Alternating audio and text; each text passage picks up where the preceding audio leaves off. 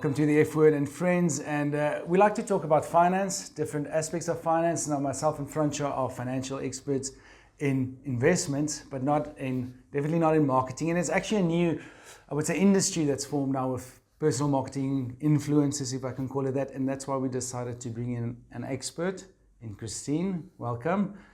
Am I right in saying you're an expert?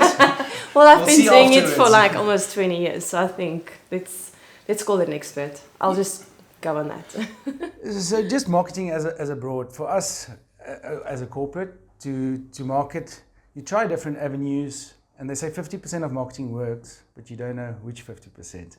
Is that kind of true? Because you don't know what's going to work, you have to try different things. I definitely believe you have to.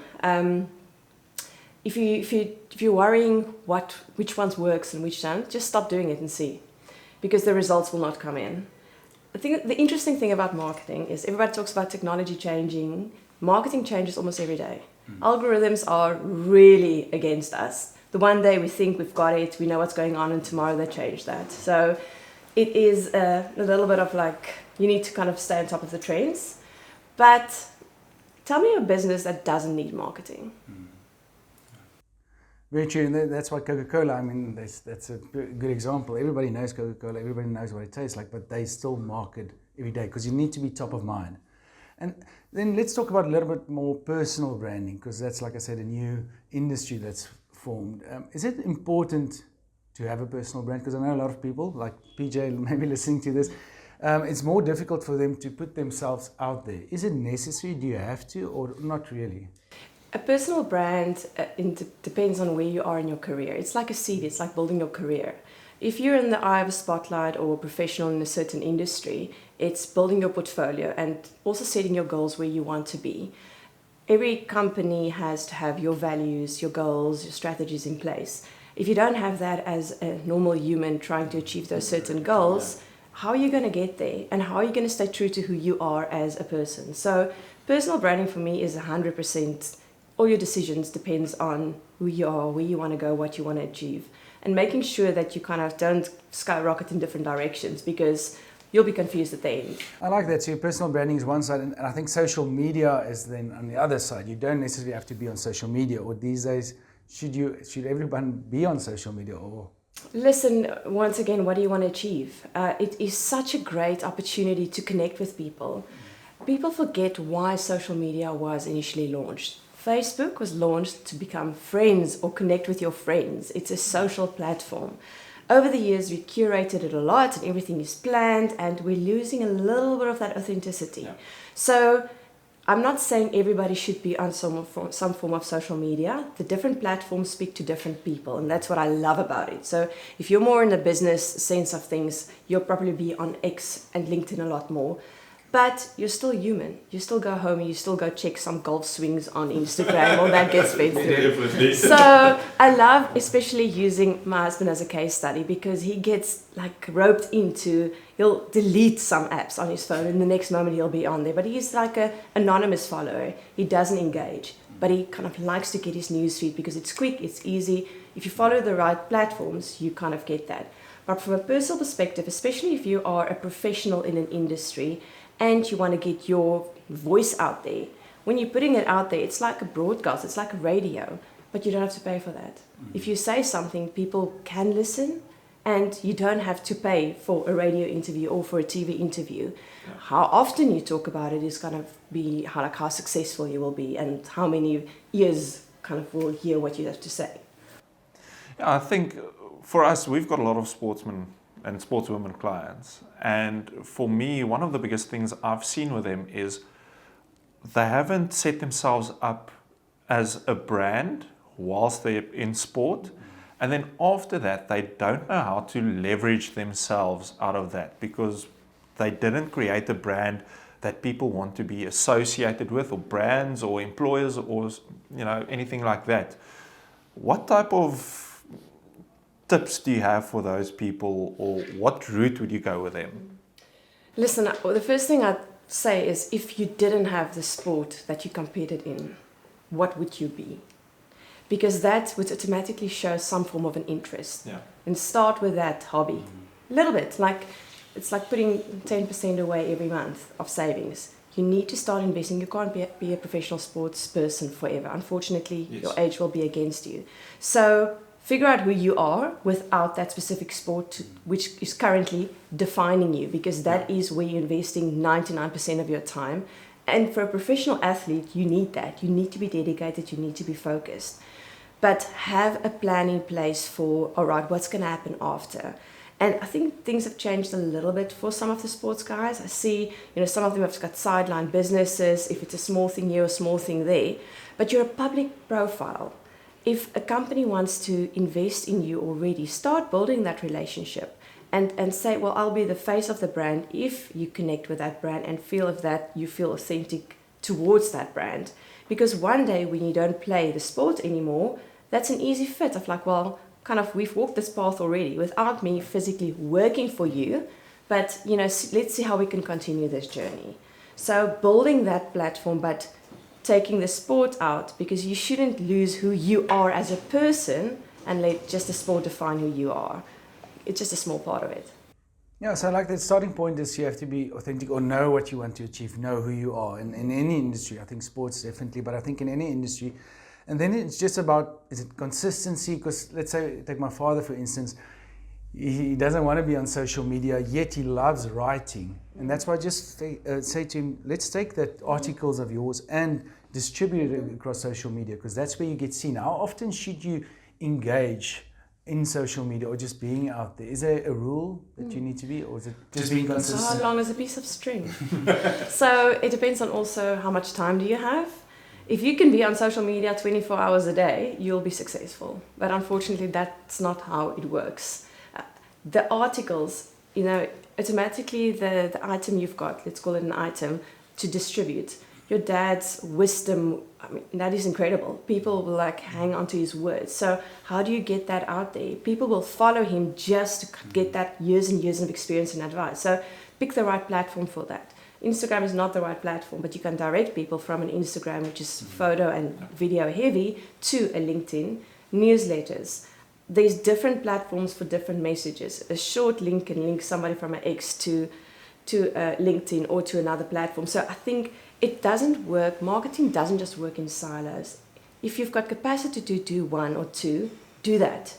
Doing nothing is the biggest mistake, in my opinion, especially if you want to do marketing.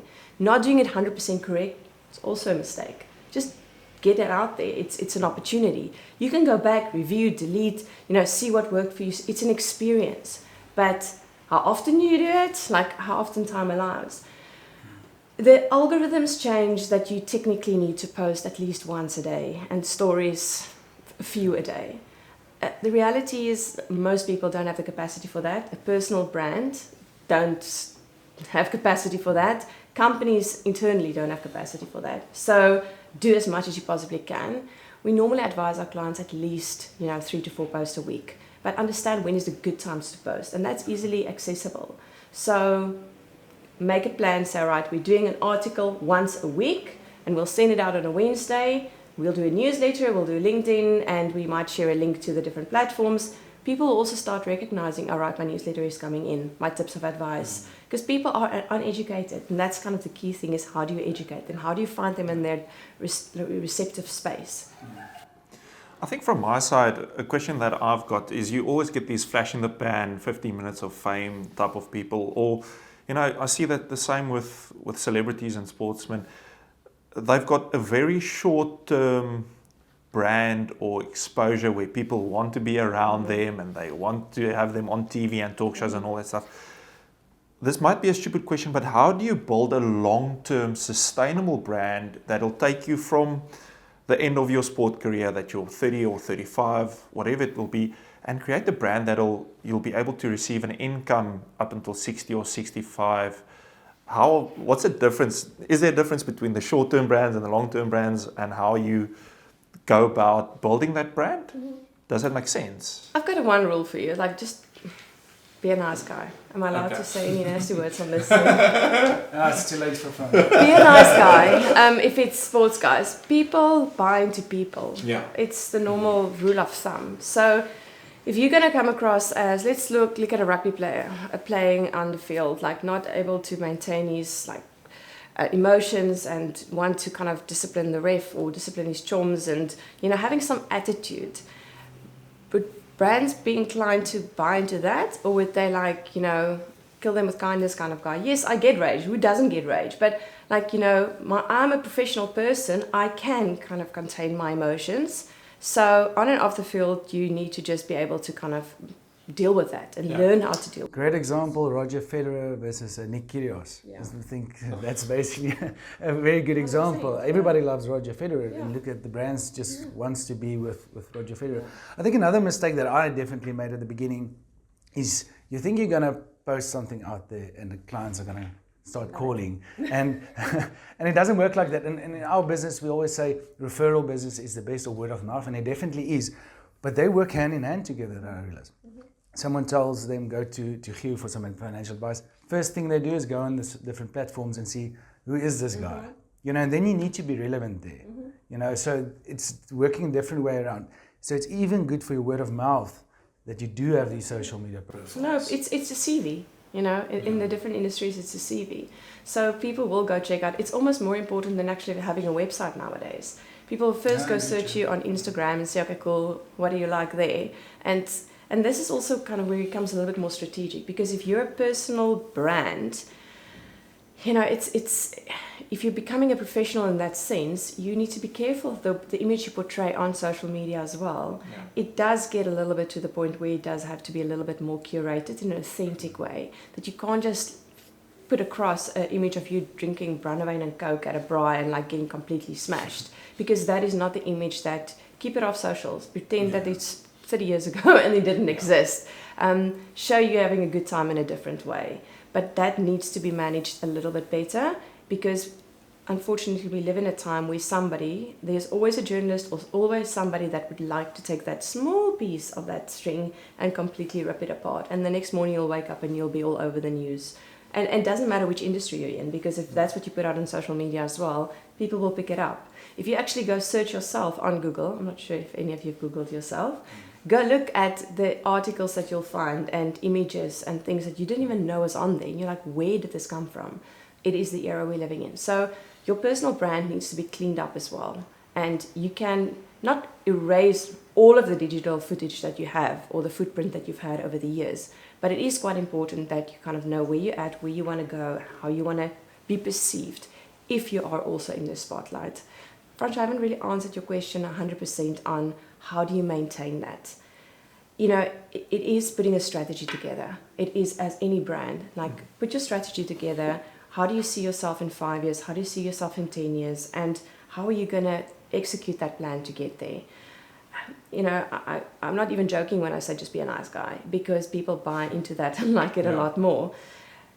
If you're looking at sports stars, there are so many out there. Brands have their own strategies as well. So it is making sure that your timing is also right to align with the brands that will coincide with your strategy. And that specific with the sport, that's a sport that I want to support during the year. But not going out there and introducing and being present and being seen, they're never going to notice you. They're never going to know, all right, these are the people that I want to work with. So most of the time in team sports, everybody's equal in a way as well. Some just stand out a lot more because of the certain things that they do and certain things that they say. And that is kind of where you want to be, to make sure that, all right, I say the right things at the right time in the right way, even if that's managed by somebody else. Because a personal brand also means that somebody can manage it for you. It's a brand. It needs to be managed. What would you say are the values that people enjoy the most or most attracted to when it comes to finding a person who can be the face of their brand? Is it something like charisma? Is it being a family man or loyalty? What would you say are the sort of the characteristics that these brands look at? I normally take it a step back as well. Yeah. It also depends on the brand. And I always say, who do you want to speak to? Because that's the person you should technically be choosing to speak to your audience. There's twofold. And you mentioned the right words, charisma, family man. Sometimes they're looking for guys with abs and all of these things. But it is who you're trying to attract to your brand. There's no point in attracting an FHM model and you're trying to reach the Afrikaans 30 to 40 year tannie baking cake. Yeah. It's not the right person. The marketing director might really like her, but it's not going to achieve those goals. So in essence, like you have to try and keep it clean. You have to try and stay out of the press for bad reasons. So that's kind of where your personal life needs to stay personal. You are a public profile. It's so much easier to become a public profile than it was years ago, because everything is public, because people just put it out there. Yeah. So I would just say in that sense is think twice, think thrice, think 4 times before you do something. On that note, yeah, so let's take us an example. You work in finance. Do you only put financial knowledge out there, or do you show yourself playing golf or drinking wine, because that's part of who you are? Where's the line, or how do you balance the two? Listen, your clients, I mean, are also human. So what do they enjoy doing? They probably enjoy doing all of those things. And that's probably, if you needed to do marketing, you will also put it out there. So showing them that you play golf, obviously not every day of the week, because they're going to be like, oh, right, so who's investing my money? But yes, and also I think it's the open invitation, come and join me for a round of golf. It's that connection, because that is where a lot of the relationships are being built. And in your business, trust is such a major thing. So how do you build that trust within people? So yes, for me, it still shows the humanity, but also having 2 different profiles is not a bad thing. The one could be, like for me, is a profile where it's my private stuff that I can remember and go back. It's like a photo album that hopefully will never be deleted. Whereas the other one is more like, for instance, a public profile where I can put out the things that you want people to see. So you need to also decide where you want to what extent do you want to share your personal life with people. And if it's curated and playing golf, fantastic, put it out there. People will also buy into that, because life is about, you need to also teach that life is about a balance, and very few of us actually have that balance. And that's something you need to teach your clients as well. Like, yes, I'll work hard for you, but I'm also human. So people buy into that humanity. Yeah, it's a nice icebreaker, like you say, if they play golf or they like wine, and you immediately can start a conversation around that. I have one question. You mentioned it off camera about the authenticity of a person and your values actually lining up with a brand. I mean, if you've got an FHA model that you said, all of a sudden everybody knows this influencer or this model, and they are taking the money and they are doing a shoot for a bank. It just doesn't line up, and people pick up like that this is just a ploy to get my eyes on this, but there's never actually sort of a buy-in from the client. Now, my question is, with celebrities, sportsmen, they get thrown with a lot of money to endorse certain things. How important is it for them to understand what their values are and how they align with the product, and to say, no, I'm not going to endorse this, I'm not going to be sponsored by these people? Because it's tough saying no to money, because people say, you've only got this long, you need to, wanneer 'n pap reën moet jy skep. So how important is that for the longevity of their brand and their brand image as well? My rule of thumb when it comes to celebrity, influencer, individual, personal branding is be authentic, be true to yourself. There's only one you, and people buy into that. Unfortunately, you also hit the nail on the head with the time in the public eye is really short. You need to decide, what frame of mind you're in and what you feel. I'm going to say you feel like you can do, but I see billboards and social media campaigns of people, and I'm like, sure, I don't know how you would have said yes to that. Yeah. So there's also a word that we use in the industry, which I will mention off camera, but I can't use it now. We'll put it in the comments. Yeah, we'll put it in the comments. My people that I manage, it is such an easy call, because we know the individual. We know there's certain brands we're not going to collaborate with, because that's not the message we want to portray. So we're very specific with that. Yeah. But that being said, a lot of these people also earn a living through social media. So it kind of, blurs the lines a little bit, and they're going through a tough financial time, and a campaign they wouldn't have previously said yes for, now they have to say yes because somebody needs to pay the bills. Yes, people are not stupid, they see through it, but people still buy into people. It's insane. Like, I've got an example of a specific influencer, and will promote left, right, and center certain things, and everybody talks about how they know for sure this person will not use that product, but people go into the store and they purchase those products. It's ridiculous. Like, and I'm like, that is the power that certain individuals have, because they likability, they're authentic. The way that they portray the message is not curated. It's just, this is who I am, and I'm going to tell you about it. Yeah, that's an important point. So you used to have that when everything needs to be perfect, the camera angle, the lighting, and the sound. These days it's more about authenticity. You can just flip your camera around and just shoot a video. Does it need to be professional, or does it? It also varies. Please just clean the camera before you like, rule number one, like, I think that breaks me into pieces, because it's such an easy thing. I think your phone even prompts you, just clean the screen. So yes and no. You know, you as an individual, by all means, go for it. You know, film a day in your life. It's these people follow you for a reason. They want to see, like, so what does a random day look like? I think I'm a mom and like a businesswoman. I'm like, I really need to show these people the real life, what it really looks like. Okay. So yes, you can do that. There are certain things that's a little bit more curated, but people like the realness. So if a brand wants to do that, you know, it is different, because people are expecting a little bit more professionalism. Yeah. So, and they like a beautiful cinematography. Like, they love like how it's perfectly curated and the angles and that's right. So there's a place for that as well. Yeah. But on social, once again, have a little bit of like non-perfection in there. If it's too perfect, people are also like, yeah, it's not really. The random things, like, I'm going to use an example this morning. Like, my puppy started barking, and I'm like, what is going on? And it saw itself in the mirror, and it saw this other dog, and it just went like ballistic. And I'm like, bro, it's like, it's yourself. I'm like, how am I going to introduce you to yourself? So that is like the perfect, you know, you also want to look in the mirror on your social media and not wonder, who is this person? Who did this? And you mentioned something earlier as well. Sometimes we've got this plan, we've got this training audio, we've got this fantastic video, you put it out there, it's gonna go viral. And then 3 likes later, you're like, I should not have spent 5 hours doing on that, because the random video I just took, it just took off. So, you know, you never know. Yeah, and it's just also consistency, like say it's more corporate brand or what we're doing here. I mean, and first of all, it shows that you like what you're doing, or we like what we're doing. That's why we do it, and it shows that you're open for business.